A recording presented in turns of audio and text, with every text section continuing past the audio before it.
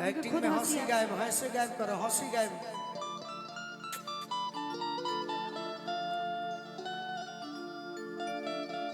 ये प्रीति ए छेदी का कहता।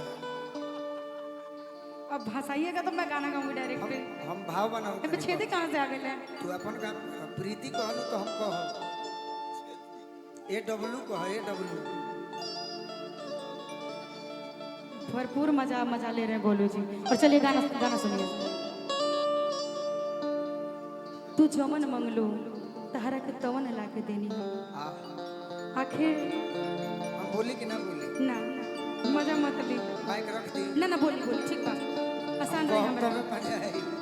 आखिर कौन कमी रह गए हमारा प्यार में? कौन कमी रहे हमारा छेदे में?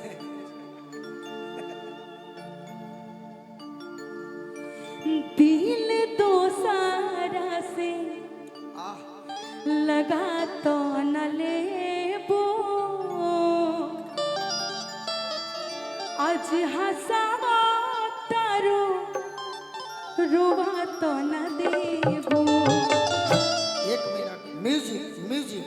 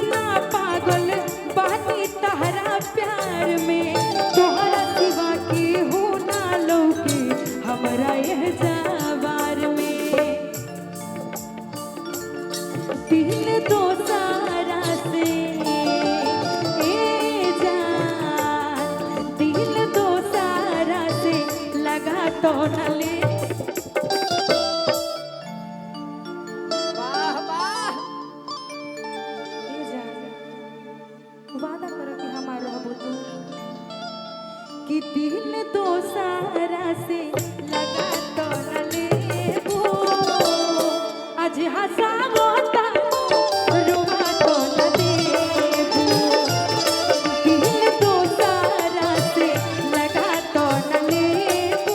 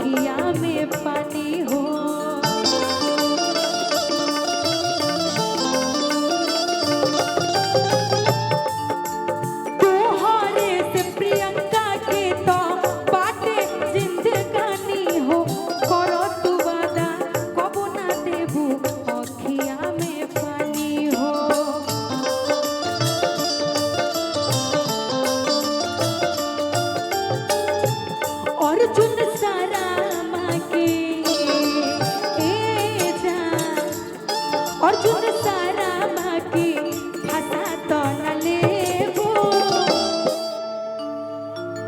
आज हसाबो तारू